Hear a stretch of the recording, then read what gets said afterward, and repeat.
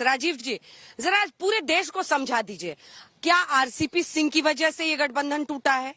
क्या केंद्रीय नेतृत्व बीजेपी का कोई दबाव डाल रहा था जेडीयू पर?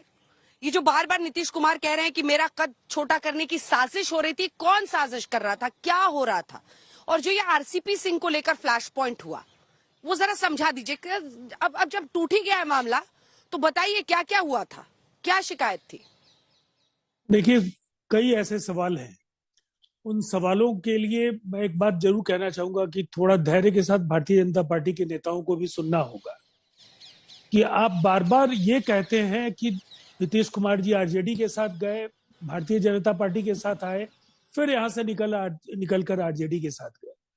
आप ये क्या देश को बता पाएंगे कि आपका गठबंधन के किसी भी साथी के साथ क्यों नहीं सरोकार बना रह पाया? आपके तमाम परंपरागत मित्र जिन्होंने राष्ट्रीय जनतांत्रिक गठबंधन की बुनियाद डाली और इसकी निर्माण यात्रा में उन सबों का जिनका भी योगदान रहा, मैं उसमें शिरोमणि अकाली दल से लेकर शिवसेना और अलग अलग दौर में कहीं नवीन पटनायक, कहीं झारखंड मुक्ति मोर्चा, कहीं बहन मायावती जी, चाहे वो महबूबा मुफ्ती चुनाव के बाद का उनका समझौता हो, ये फहरिस्त बहुत लंबी है।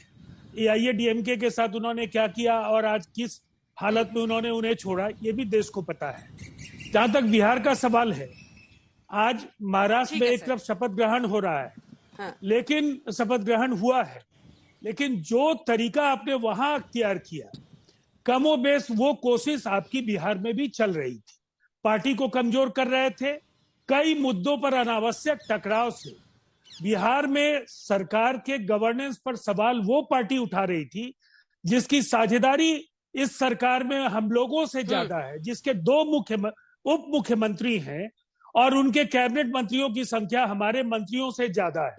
अनेक महत्वपूर्ण मंत्रालय हैं, हम उनके मंत्रालयों को डिफेंड करते थे, लेकिन दूसरी तरफ उनके नेता लगातार राज्य सरकार के कार्य प्रणाली पर और नीतीश कुमार जी पर कमजोर प्रशासन का आरोप लगा रहे थे। फेसबुक पोस्ट पर उनके प्रदेश अध्यक्ष के अनेक पोस्ट आए, उन्होंने प्रेस कॉन्फ्रेंस में सरकार पर सवाल खड़े किए। आप इसे क्या मानेंगे? ये गठबंधन धर्म का निर्वहन वो कर रहे थे या हम कर रहे थे? सवाल यह है कि आपको ना सुनने की आदत नहीं है। आज असहमति को आप राष्ट्रद्रोह मान लेते हैं।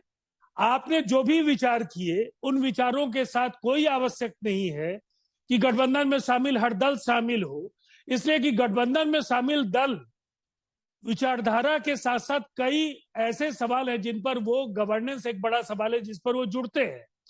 पूर्व में भी कई ऐसे प्रश्न हैं जहां हम एनडीए के साथ रह करके नेशनल एजेंडा ऑन गवर्नेंस पर अपने असहमति के सवालों को उठाते थे।